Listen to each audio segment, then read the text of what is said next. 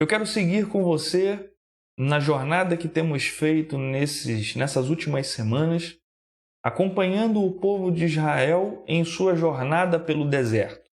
O povo de Israel tem vivido, desde a saída do Egito, um tempo muito especial de desafios, de aprendizado, de aprofundamento do seu conhecimento de Deus nessas experiências tremendas que eles têm vivido, e nós estamos aprendendo muitas lições preciosas com eles nesse tempo.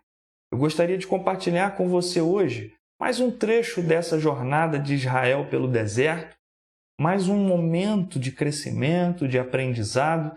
Quem sabe nós extraiamos nessa noite, mais uma vez, para as nossas vidas, algumas lições importantes dessas experiências vividas pelo povo de Israel no passado, enquanto peregrinavam pelo deserto na direção da terra prometida, depois de saírem do Egito, indo em direção à terra que o Senhor lhes prometeu e onde ele lhes estabeleceria como uma nação. O texto que eu quero ler com você hoje é o texto de Êxodo, capítulo 19. Eu quero ler com você o começo desse capítulo, Êxodo capítulo 19, que fala sobre um momento muito marcante na vida do povo, quando eles chegam, depois de um período de peregrinação no deserto, eles chegam ao Sinai e chegam ao monte onde Moisés fala com Deus, onde tanta coisa acontece, onde Deus se manifesta de maneira muito especial. Eu quero ler com você então Êxodo capítulo 19, do primeiro versículo até o verso de número 8. A palavra do Senhor diz assim: No dia em que se completaram 3 meses que os israelitas haviam saído do Egito, chegaram ao deserto do Sinai. Depois de saírem de Refidim, entraram no deserto do Sinai e Israel acampou ali diante do monte. Logo Moisés subiu ao monte para encontrar-se com Deus. E o Senhor os chamou do monte, dizendo: Diga o seguinte aos descendentes de Jacó e declare aos israelitas: Vocês viram o que eu fiz ao Egito, e como os transportei sobre asas de águia e os trouxe para junto de mim. Agora, se me obedecerem fielmente e guardarem a minha aliança, vocês serão o meu tesouro pessoal dentre todas as nações. Embora toda a terra seja minha, vocês serão para mim um reino de sacerdotes e uma nação santa. Essas são as palavras que você dirá aos israelitas. Moisés voltou, convocou as autoridades do povo e lhes expôs tudo o que o Senhor havia lhe mandado falar. O povo todo respondeu unânime: Faremos tudo o que o Senhor ordenou. E Moisés levou ao Senhor a resposta do povo. Até aí vamos ler, e nosso desejo é que Deus use a sua palavra para falar ao nosso coração nessa noite. Amém? Você pode desejar isso também? Que Deus continue falando ao nosso coração através da sua palavra. Nós temos então diante de nós um episódio em que Israel chega ao deserto do Sinai, chega ao Monte Sinai, e nesse monte já começam a experimentar a presença de Deus de uma maneira mais especial. Nossa jornada acompanhando Israel pelo deserto, hoje nós chegamos ao Sinai.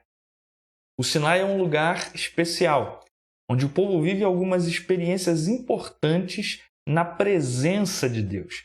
E essa presença de Deus sentida no Sinai é algo que eu gostaria de destacar hoje com você. O povo percebe Deus presente no monte, Deus se manifesta de maneira perceptível ali naquele lugar e algumas experiências tremendas são vividas naquele lugar. Eu quero passear com você por esse breve texto que nós lemos e encontrar algumas lições aqui, fazer alguns destaques que possam abençoar as nossas vidas com lições preciosas que o Senhor nos ensina. No começo do texto a gente tem as informações de que o povo chegou ao deserto do Sinai e Israel acampa diante do monte. Como eu disse, esse monte é um lugar especial na história de Israel. Ali Moisés se encontra com Deus, fala com Deus, ali eles receberão os 10 mandamentos, outras leis serão dadas ao povo ali, outros direcionamentos, outras instruções importantes. Ali Deus se manifesta de maneira muito visível e poderosa. E aí, logo de cara, no início dessa experiência, depois de acampados ali diante do monte, o texto nos fala sobre como Moisés sobe o monte para encontrar-se com Deus. Moisés, então, depois de estabelecido o povo ali naquele lugar, Moisés sobe o monte para encontrar-se com Deus. Deus decidiu se manifestar ali, naquele lugar, e falar ali com Moisés. E essa atitude de Moisés de subir o monte chama a atenção porque nesse processo, nessa vivência, nessa experiência do Monte Sinai, talvez se inicie uma prática que ainda hoje habita o imaginário de muitos servos de Deus pelo mundo, que é a ideia de subir o monte para encontrar-se com Deus. A ideia de encontrar Deus no monte. Ainda hoje há pessoas que acreditam que o monte é um lugar onde Deus se manifesta de maneira especial, que devem subir o monte para encontrar-se com Deus.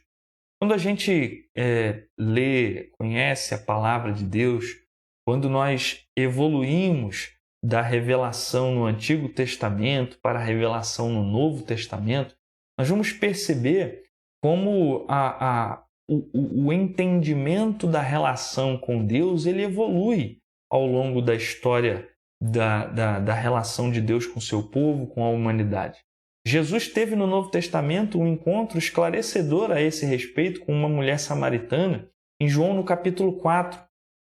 Quando a mulher identifica Jesus como mestre, ela pergunta sobre a prática da adoração dos seus povos.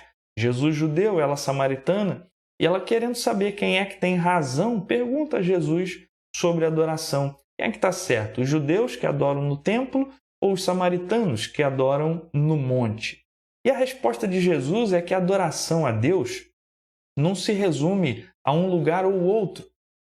A resposta de Jesus é que a adoração a Deus ela deve ser feita de maneira agradável a Deus. E Deus é espírito, e Ele quer ser adorado em espírito e em verdade.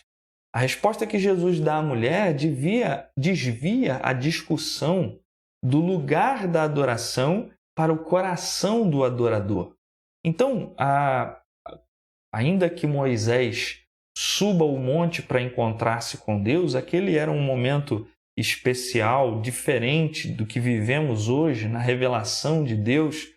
E ali sim Deus se encontra com ele, Deus se manifesta, Deus fala com ele naquele monte, mas isso não significa, como Jesus deixou claro em João no capítulo 4, isso não significa que hoje eu e você devamos subir o monte para encontrar-se com Deus, para nos encontrarmos com Deus.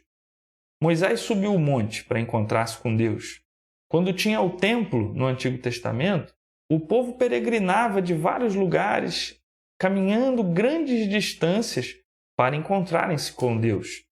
Como Jesus ensinou, hoje você não precisa ir a um lugar específico para se encontrar com Deus. Mas a pergunta que você precisa se fazer é se você tem se encontrado com Deus.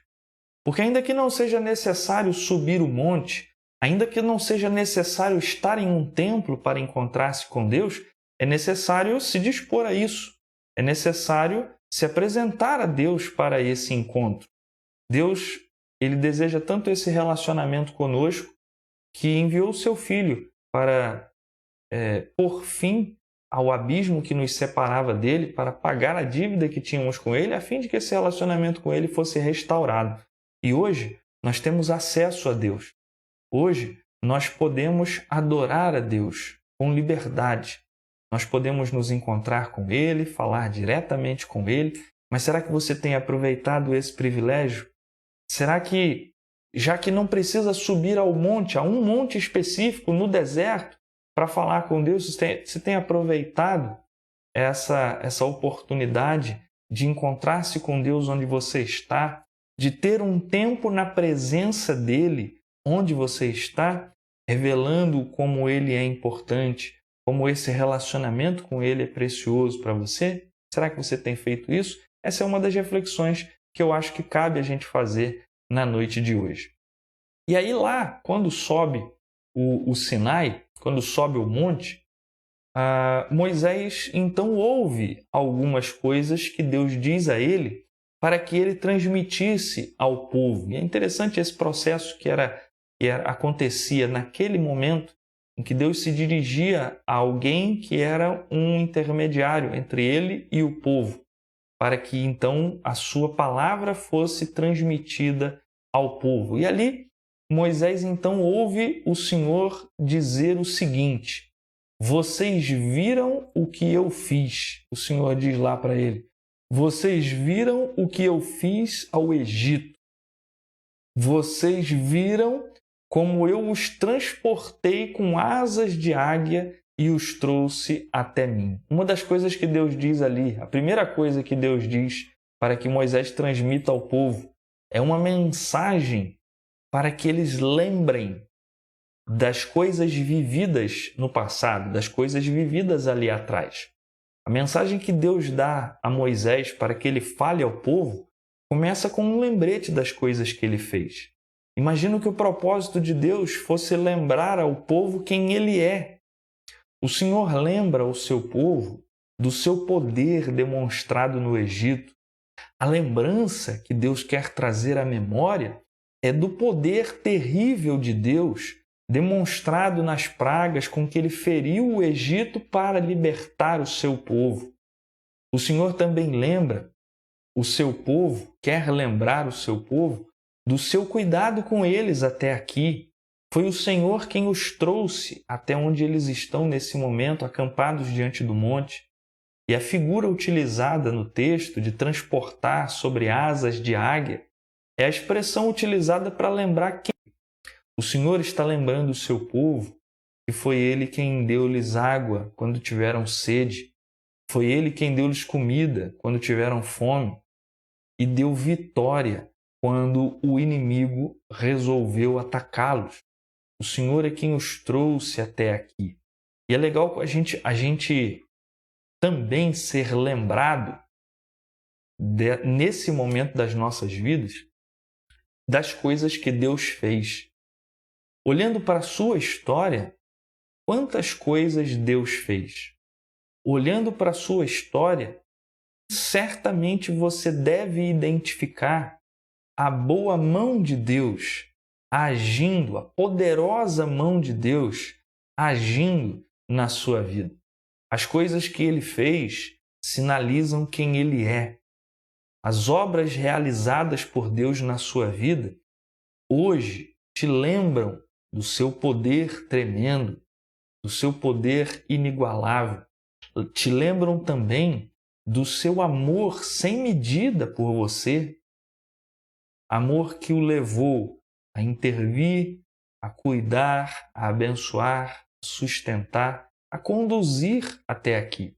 O Senhor lembra o seu povo ali diante do monte que foi Ele quem os trouxe até aqui. Foi Ele quem visitou com poder o Egito para libertá-los e foi Ele quem os trouxe até onde eles estão. Meus queridos, o Senhor nos alcançou, o Senhor alcançou a nossa história com o seu poder libertador e Ele tem nos conduzido até aqui. É a boa mão de Deus que nos conduziu até aqui, onde nós estamos nesse momento. E ao olhar para frente, ao olhar para os desafios que estão adiante de nós, para aqueles desafios que ainda vamos viver, não nos esqueçamos do que Deus já fez. Não nos esqueçamos de quem Ele é. É sempre muito importante, e a gente vai ver isso acontecendo muito na vivência do Senhor com o seu povo, como Ele lembra ao povo das coisas que aconteceram, para que o povo não se esqueça de quem Ele é. Porque no caminho que está diante de nós, é fundamental que nós nos lembremos quem Deus é e que é a sua boa mão que nos está conduzindo até aqui. E aí o Senhor vai dizer, depois de lembrar ao povo do Egito, do poder demonstrado no Egito, do amor e do cuidado demonstrado e vivido nessa trajetória até aqui, o Senhor diz a eles lá no verso de número 5, agora se me obedecerem fielmente, guardarem a minha aliança, vocês serão meu tesouro pessoal. Se me obedecerem e guardarem a minha aliança. A importância da obediência, ela é mais uma vez destacada aqui. O Senhor chama a atenção do seu povo sobre a importância de serem obedientes e de guardarem, de respeitarem o pacto, a aliança que tem com o Senhor. A relação entre a aliança e a obediência é estabelecida aqui, é apresentada aqui. Interessante a construção que existe no texto hebraico, o obedecerem fielmente ou ouvir diligentemente a voz do Senhor, são expressões escolhidas no português para tentar transmitir a ideia de ênfase que é expressa na repetição de palavras semelhantes no texto hebraico. Há duas palavras iguais aí no texto hebraico. A expectativa de Deus para o seu povo, então, é que eles se dediquem a obedecer, que obedeçam de verdade, que obedeçam com força e que ouçam atentamente ao que ele diz, não apenas como quem ouve um som e ignora, mas como alguém que de fato está atento ao que Deus diz e faz o que ele diz, e guarda e cumpre o que ele diz. Quando o Senhor fala aqui de obedecerem para serem o tesouro pessoal do Senhor, a condição não era para receber a aliança, a obediência não é para pertencer à aliança, porque Deus já os havia escolhido. Mas a obediência os levaria a se apossarem no dia a dia dos benefícios de ser povo da aliança, experimentar o que significa de fato ser o povo especial de Deus. Para experimentar isso no dia a dia, eles precisavam de obediência e fé. Ah, meus queridos, mesmo integrados à aliança pela fé, as bênçãos de pertencer à aliança em nossas vidas serão experimentadas através da obediência. Nós estamos falando aqui do povo da antiga aliança. O povo de Israel é o povo de Deus no Antigo Testamento. Com a vinda de Jesus, se inaugura uma nova aliança. E essa nova aliança tem um outro povo da aliança, que não é mais o povo de Israel, mas é a comunidade da fé, é a igreja. Aqueles que creem em Jesus e pela fé são acrescentados, são adicionados ao povo da aliança, ao povo que é o povo especial de Deus. Pela fé nós fazemos parte da família de Deus. Pela fé pela fé em Cristo, nós somos povo de Deus. Agora, a gente experimenta no dia a dia das nossas vidas a vida que Deus tem para nós. A gente experimenta no dia a dia os benefícios de realmente ser povo de Deus através da obediência diligente, da obediência fiel, da obediência dedicada ao Senhor. E aí o Senhor diz lá que através da obediência, eles seriam então o seu tesouro pessoal. Ele usa no verso 6 outras expressões dizendo que eles serão um reino de sacerdotes e uma nação santa. A escolha de Israel pelo Senhor separa o povo de Israel dos outros povos para ser um povo especialmente consagrado a Deus. Ora, todas as nações são do Senhor, assim como toda a terra, ele diz isso no texto, mas ele escolhe fazer de Israel o seu povo particular. Esse termo aqui indica tanto valor especial, eles tanto têm para Deus um valor especial, quanto têm com Deus um relacionamento especial.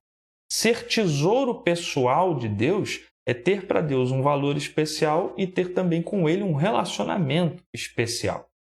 Israel seria uma nação santa, consagrada ao Senhor.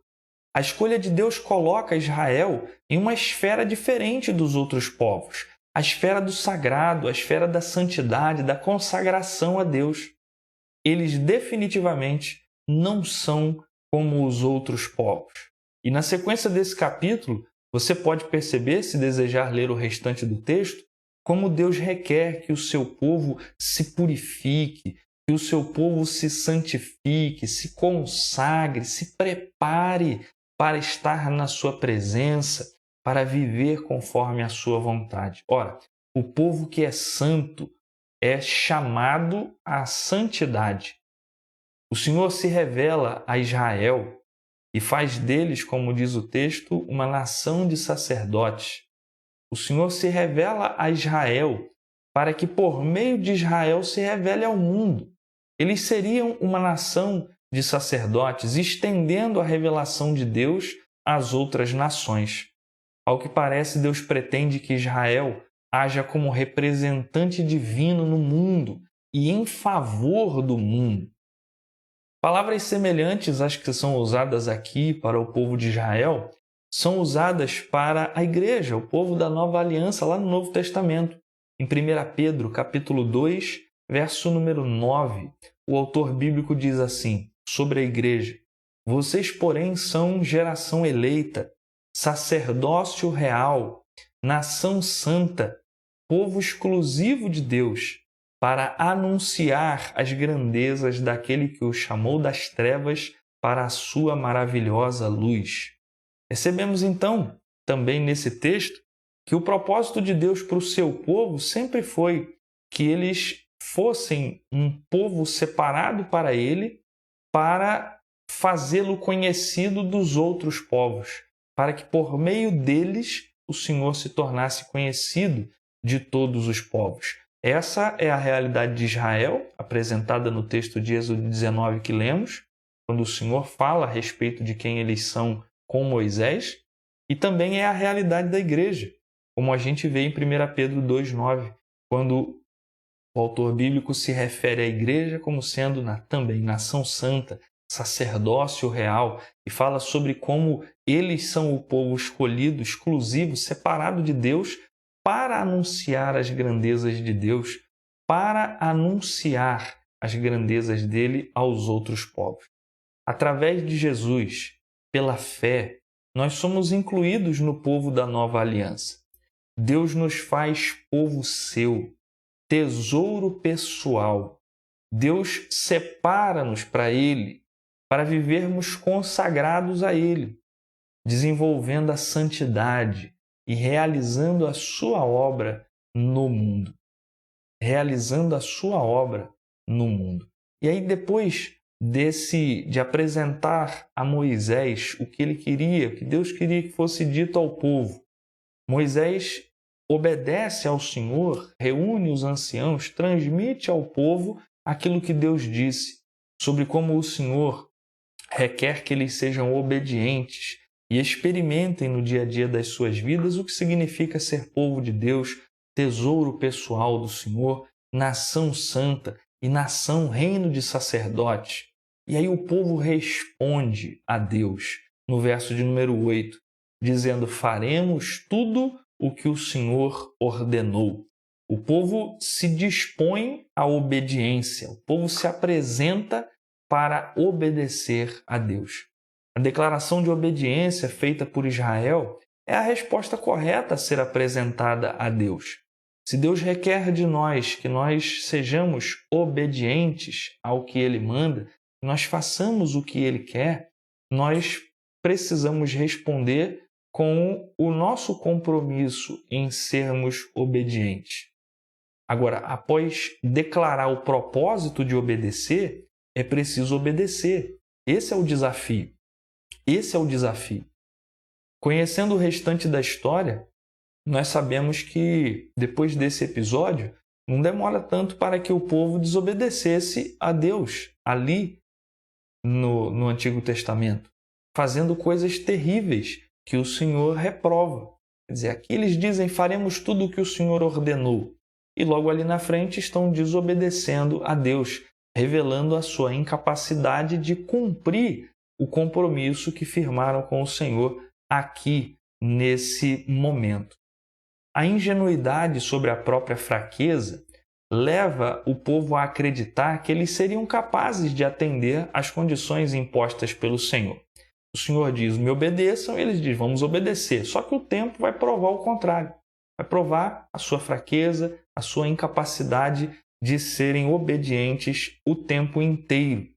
E aqui eu queria conversar com você um pouco sobre isso, porque nós temos a mesma convocação, a mesma conclamação feita a Israel naquele momento.